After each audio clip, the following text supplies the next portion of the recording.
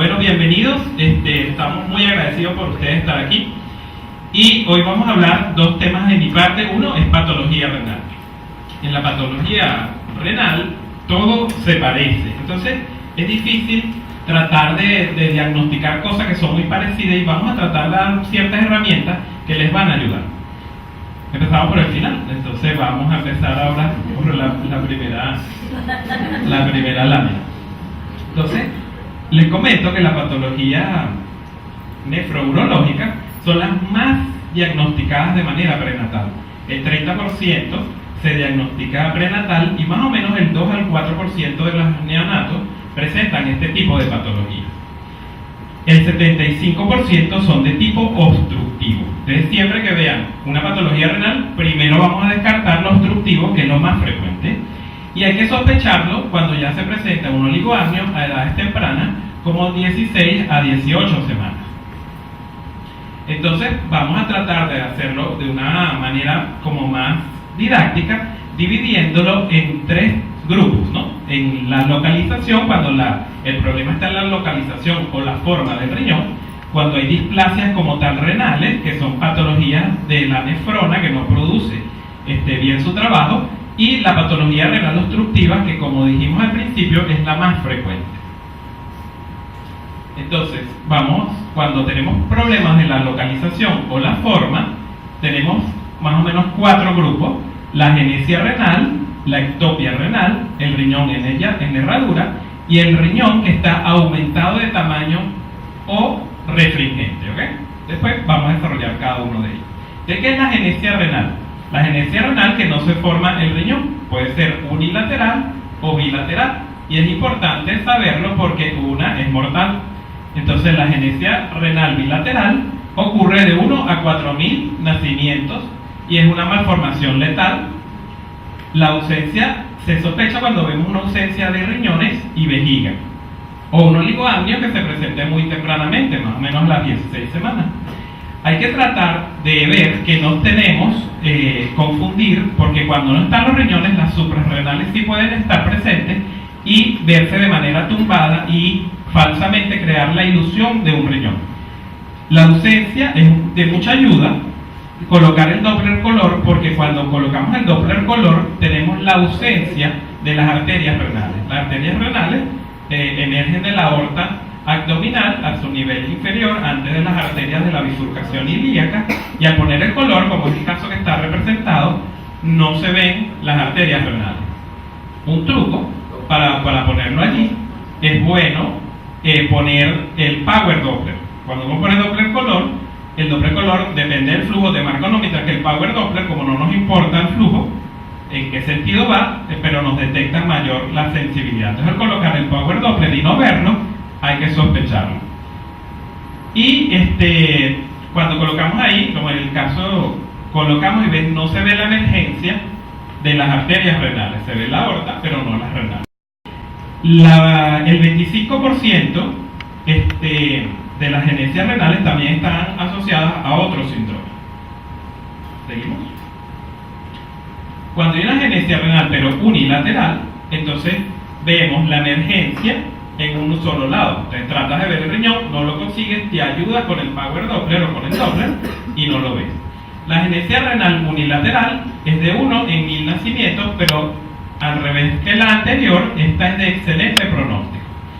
No se observa el riñón en la fosa renal, tanto en los cortes axiales como en sagital. Y bueno, la ausencia de la arteria renal unilateral en el Doppler. Solamente el 1% está asociado a síndrome y hay un riesgo de recurrencia de aproximadamente el 5%. Cuando vemos una ectopia renal, es más frecuente que la agenesia renal unilateral. Entonces tenemos que tratar de ver el riñón que pueda estar en otro sitio. Y lo más habitual es el riñón pélvico, que se encuentra adyacente a la vejiga o a la cresta ilíaca. Y el Doppler, en vez de mostrar la arteria renal saliendo de la aorta, sale la arteria renal de la arteria ilíaca, del mismo lado donde está descendido el riñón. El pronóstico es bueno, pero puede presentar algunas complicaciones, ¿ok? Aquí, donde está marcada la crucecita, se observa un riñón pélvico, ¿ok? Que está descendido hacia la vejiga. Es difícil por la congenicidad de detectarlo, pero siempre hay un truco en todo. Siempre que veamos una patología que sea una región anecoica en abdomen, en las primeras etapas de la gestación, tenemos que sospechar en patologías renales, más no en tanto intestinales. En las renales siempre producen áreas anecoicas y generalmente en el ojo no te cuadra el lugar donde está. Como siempre el riñón produce orina, puede ser que veas un área anecoica y tratas de ver la imagen del riñón, que en este caso está sobre la vejiga marcado con una X. El riñón en la herradura es de 1 a 400-500 nacimientos. ¿Y qué sucede? Que los polos inferiores de ambos riñones están fusionados. Entonces son los dos riñones que se pegan adelante. Entonces al unirse forma la parte como una U, como una herradura. Y está asociado a un 10% de síndrome genético. El 50% son asintomáticos y paradójicamente tienen buen pronóstico, pero un 10% sí produce reflujos y litiasis. Es difícil de verlo. Aquí busqué un casito. Entonces, ven la anatomía patológica donde se observa la fusión de ambos riñones. Ahí están los riñones, uréteres, vejiga, y en el área donde está el eco, uno dice, bueno, ¿dónde está el riñón de la herradura? Entonces, cuando tú tratas de ver la continuidad de la columna, no lo ves porque estás también tapándose con ese riñón. Vamos a tratar de dibujarlo. Ahí se ve la fusión de los riñones. De verdad que es difícil. Ahí tuve que ampliarlo muchísimo, pero bueno, son los trucos que uno ve ahí en los libros. Ahora vamos a entrar a un cuarto grupo, que es el riñón aumentado de tamaño o refringente. Este es un grupo que es bastante amplio, bastante largo. Esta exposición está basada en los temas del Clinic de Barcelona, y vamos a usar una serie de diapositivas que vamos a tratar de ir explicándolo poco a poco. Entonces, un riñón aumentado de tamaño es un signo ecográfico de varias condiciones fisiopatológicas y con diferentes pronósticos, ¿ok? Lo buscamos en un plano sagital fetal y se dice que está grande es cuando está por encima del percentil 95. El diámetro longitudinal es el más usado, medimos el riñón de punta a punta. Y una regla práctica, porque a veces no tienes las tablas a la mano, es la edad gestacional más 10 milímetros. ¿Okay? Entonces, si una persona, un bebé está en 20 semanas, lo máximo que debería medir son 30, porque son 20 semanas más 10 milímetros te da 30 semanas. El riñón refringente se considera aquel al que tenga una refringencia mayor al hígado. Entonces uno compara el hígado con la refringencia del riñón. Si se ve más blanco, entonces hablamos de un riñón hiperrefringente. ¿Cómo vamos a tratar de clasificar este riñón que vimos grande, que vimos más blanco? Entonces vamos a tratar de meterlo en tres grupos distintos. En un riñón sólido, en un riñón mixto que tenga parte quística y parte sólida, o un riñón que es más netamente quístico. Entonces, este logaritmo vamos a tratar de explicarlo por partes para no tener tanta confusión, porque como ven, todo se parece. Entonces, el riñón aumentado, vamos a estar en el primer extremo, que es el riñón sólido. El riñón grande sólido puede ser focal, es decir, que en un área del riñón se vea un área más hiperrefringente, localizada, redondeada. Entonces decimos que es un área focal. Cuando el área es focal, tenemos más frecuente de tumores fetales, como el nefroma nefroblástico, que es el más frecuente. Y generalmente los tumores son masas sólidas con vascularización periférica. Entonces, si vemos un área focal, pensar en tumores. Entonces aquí vemos esta diapositiva donde se ve un riñón aumentado de tamaño, que hacia el polo superior se ve una imagen más redondeada que lo delimita. Entonces eso vamos a estar pensando en tumores. Cuando tenemos un riñón grande, sólido, pero que no sea de patrón focal, es decir, que afecta a todo el riñón, tenemos que pensar en causas genético-sindrómicas, y las poliquísticas renales entran en el grupo más bien de displasia renal. Entonces vas a ver un riñón sólido que puede ser que está aumentado de tamaño, pero no ves un foco, entonces no te sospecha el tumor. Entonces tratamos de ver en cuál de estos dos grupos pueden clasificar, porque vemos un riñón sólido brillante, que puede ser por síndrome o por displasia. Entonces, cuando veamos la displasia, vamos a tratar de dar unos tips para poderlo diferenciar. Hay un riñón quístico que es mixto, que tiene partes refringentes y partes quísticas. Y en los múltiples quísticas se ven en el parénquima. Es decir, tú ves en los quistes, pero el parénquima está refringente entre ellos, como está ahí en la parte que dice multiquística. Perfecto. Después de eso, vamos a ver entonces que tenemos la displasia renal multiquística, que es un riñón aumentado de tamaño. Sobre todo, tenemos que pensar en esa patología cuando se presenta antes de las 30 semanas de gestación. Entonces estamos hablando de cosas que se parecen mucho, ¿ok? Y tenemos que tratar de ver donde aparece la edad gestacional de aparición para tratar de tener una idea.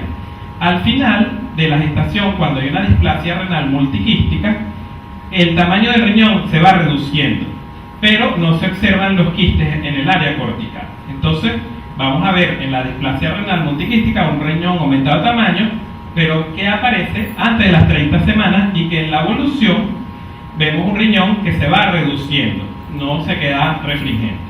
Hay que hacer un diagnóstico diferencial con la displasia obstructiva, que el riñón es de tamaño reducido con quistes pequeñas, pero de distribución cortical. Los quistes, cuando son displasias obstructivas, generalmente la distribución es distinta, empieza por la corteza y no por la periferia.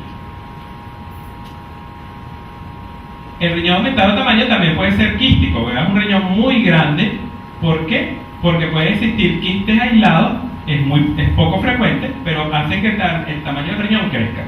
Y en los quistes de las formas obstructivas se comunican entre ellos. Entonces, cuando hay una obstrucción del bajo, empiezan a comunicarse los quistes y van la forma típica de las hidronefrosis, que son quistes comunicados que van ampliando de tamaño por la obstrucción. Ahí quedamos un poco con los ojos así, porque todo se parece al riñón, y bueno, vamos a tratar de poner ciertos tips que nos ayuden. Cuando hay displasias renales, estas son las patologías que comunicamos en las primeras láminas, donde hay una serie de patologías, que hay una patología histológica, que hay desestructuración del complejo glomérulo-tubular, es decir, que hay una real patología del glomérulo, de la función renal, y nos guía que el riñón es refringente. Este puede estar aumentado de tamaño o no estar aumentado de tamaño. Entonces puedes ver un riñón normal, pero que te llame la atención que es hiperrefringente. Tenemos que pensar en displasias renales. Y también vamos a estar evaluando la cantidad de líquido amniótico para tener una orientación. Entonces, cuando vemos un riñón hiperrefringente, tenemos que tratar de ver si el líquido está normal o disminuido. ¿Ok? Si el líquido es normal, entonces podemos pensar en una enfermedad poliquística dominante, que es la que se llama antes del adulto, en síndromes, diferentes síndromes, y cuando el líquido está disminuido, tenemos que ver el tamaño del riñón. Si el riñón está de tamaño aumentado, pensamos también en los síndromes, o en la poliquistosis recesiva, que es la del infante. Entonces la recesiva es la que vamos ahorita a hablar de ella. Y también cuando hay disminución del líquido, también podemos pensar que hay una patología obstructiva que no permite la micción del feto, ¿no? Entonces ahorita vamos a centrarnos en la displasia renal, que es el riñón poliquístico de herencia recesiva, que antes se le decía infantil. También está la herencia dominante, que es la de la antes se le decía del adulto, y la displasia renal multiquística. Ajá. Entonces, en la herencia recesiva, la frecuencia es 1 en 20.000, afecta a ambos riñones y hay una alteración de los túbulos colectores que se dilatan y forman quistes de hasta 2 milímetros de diámetro. Es decir, son quistes súper pequeños que al ultrasonido van a ser muy difíciles de ver. Es la forma de presentación más común, es la perinatal, la que nosotros diagnosticamos, la mayoría es esta. Y más del 90% de los riñones están afectados, así que afectan todo el riñón, no es algo focal. Y como hablamos del patrón de herencia recesiva, cada ciertas generaciones se presenta en el bebé, en la familia. ¿Y cuáles son las características ecográficas? Bueno, ambos riñones están aumentados de tamaño y de ecogenicidad. Entonces son riñones grandes muy refringentes, que no, más o menos no pierden la forma, están en su localización habitual y que ocupan parte importante del abdomen fetal. Ellos crecen. Son de aspecto sólido con algún microquiste, es decir, que los quistes como tal, que uno se imagina que es un riñón poliquístico, que vas a ver muchos quistes en el eco, no. Es un riñón grande, hiperrefringente, que aumenta muchísimo de tamaño. El oligoamnio y la ausencia de la imagen vesical es por la pérdida de la función renal. Entonces uno ve oligoamnio, no ve vejiga y ve riñones hiperrefringentes, aumentado de tamaño, tenemos que pensar en riñón poliquístico de herencia recesiva. El pronóstico es muy crítico por la hipoplasia pulmonar e insuficiencia renal, que es el síndrome de Potter. Entonces, vemos aquí la pieza anatomopatológica, se ven los quistes ocupando todo el riñón y miren la comparación con el ultrasonido, donde vemos un riñón aumentado de tamaño refringente. No vemos en nuestra cabeza, estamos imaginando los quistes y no. Vemos un riñón hiperrefringente, muy aumentado de tamaño. La del adulto, la que antes se llamaba del adulto, que es la herencia dominante, es un defecto del desarrollo del botón ureteral y se produce una dilatación de los túbulos colectores que no es generalizada. Entonces, al no ser generalizada, puede coexistir tejido renal normal y los quistes. ¿Ok? Entonces, eso lo va a diferenciar con el anterior. El anterior estaba todo afectado y produce oligoamnio. La forma de aparición prenatal es de 1 en 1000 recién nacidos y la tardía es cuando aparece y debuta a la 4ª o 5ª década de la vida. Entonces, ¿cuáles los diagnósticos, los tips ecográficos? Son riñones aumentados de tamaño e hiperecogénicos con quistes pequeños. Entonces, en esta patología sí vamos a ver quistes pequeños, pero el líquido amniótico puede estar en cantidad normal, porque hablamos que no afectaba toda la parte renal, afectaba porciones. Y se puede observar una diferenciación córtico-medular del riñón. El 95% un progenitor está afectado, si no lo sabe. El pronóstico es bueno cuando el líquido amniótico es normal y permite finalizar el embarazo a término. 1/3 de los afectados va a desarrollar hipertensión arterial o insuficiencia renal en la infancia. Debemos estar muy vigilantes estos neonatos. Y del 50 al 70% tendrán hipertensión en la 3ª o 4ª década de la vida. Entonces vemos un riñón que está aumentado de tamaño con áreas que son hipoecogénicas e hiperecogénicas, pero pendientes, que entonces preguntar los antecedentes familiares para tratar de diagnosticar el riñón poliquístico de herencia dominante. Recordamos que el prenatal, el infantil, es el que más diagnosticamos de manera prenatal y no se diagnostica mucho de manera prenatal. Hay otra displasia renal, como hablamos de displasia, que está patológico el tejido renal, que es la displasia renal multiquística. Hay un defecto en el blastoma mesonéfrico que impide el desarrollo de las nefronas normales, del funcionamiento renal. Entonces, ¿cómo se ve? Se ve un riñón aumentado de tamaño, pero con quistes de varios tamaños y fácilmente visibles. En las anteriores era muy dificultoso verlas, en esta vemos fácilmente los quistes. Los quistes son distribuidos en la periferia renal y en quistes que no están comunicados entre sí. En las patologías obstructivas, los quistes se comunican. En este tipo de patología que vemos displasia renal multiquística, vemos que no están comunicados entre sí, son de diferentes tamaños, y los quistes distorsionan la forma del riñón. ¿Por qué? Porque son muy grandes y variados. El 80% es unilateral, pero hay un 20% donde son bilaterales y sí producen letalidad. Se asocia con anomalías cromosómicas en apenas un 2%. ¿Cómo serían los casos? Bueno, un riñón que está aumentado de tamaño, con quistes en la periferia, que hay tejido hiperrefringente entre ellos. ¿Ok? Y entonces no permite que se comunique. ¿Sí? Seguimos. Ahora, por último, la que más se diagnostica, la más frecuente y la que le vamos a prestar tal vez más atención. Entonces vamos a hablar de displasia renal obstructiva, las uropatías obstructivas y la dilatación del tracto urinario superior, como 3 subgrupos.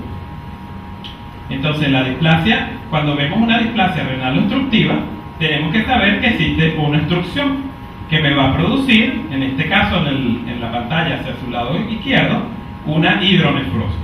Pero como en riñón todo se parece, tenemos que tratar de echar para atrás y tratar de diferenciarlo de la displasia multiquística, que acabamos de ver, y la displasia obstructiva.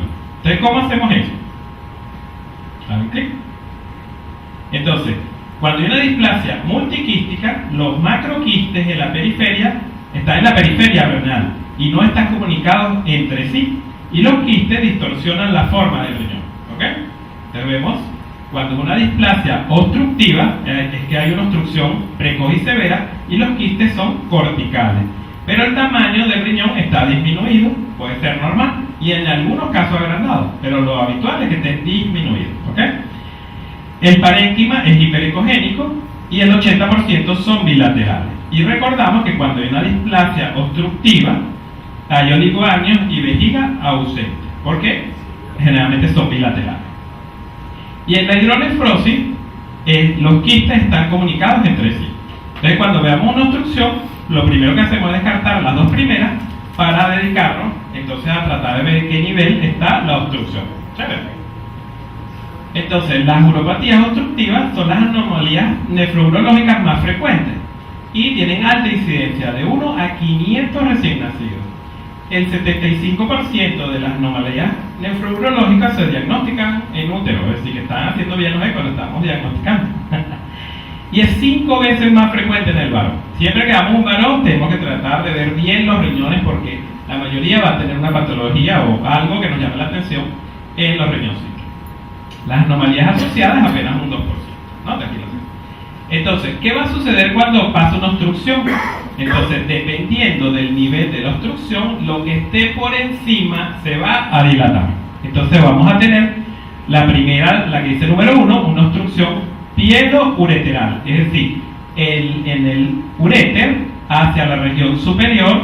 Entonces vamos a conseguir, que es la más frecuente, el 90% es unilateral. Entonces se va, cuando hay una obstrucción en ese nivel, se va a subir, se va a llenar lo que esté por encima de lo que es la cáliz renal. Entonces vemos una cáliz renal aumentada de tamaño, como se ve en la porción de arriba, en el ejemplo, en la lámina. En la porción de arriba vemos entonces una obstrucción pielo-ureteral, dilata el cáliz. En la número 2, que hay una obstrucción, pero en el uréter, en la porción distal, es decir, pegado hacia la vejiga, tenemos que pensar en varias opciones, como el doble sistema, el megauréter, o que haya un reflujo vésico-ureteral. Y entonces hace que todo el trayecto se dilate, así que vamos a tener un uréter dilatado, tortuoso, que obstruye hasta la porción superior. ¿Ok? Entonces ahí vemos cómo se dibuja.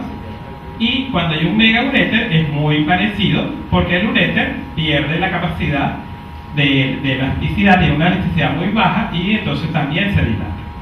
Cuando hay una obstrucción a nivel inferior, es decir, en el tracto de salida vesical, en la uretra, pensamos en las valvas de uretra posterior y en la atresia uretral, y vamos a producir una imagen, o vamos a ver una imagen típica, que es el ojo de cerradura, donde se ve una vejiga que dibuja el uréter como tal. Entonces toda esa parte va a estar construida la vejiga y muchas veces tiene repercusiones, o la mayoría tiene repercusiones superiores, y a veces hay casos que explota la vejiga y se produce una ascitis urinaria, una ascitis en el abdomen del feto por la misma orina que no pudo ser evacuada.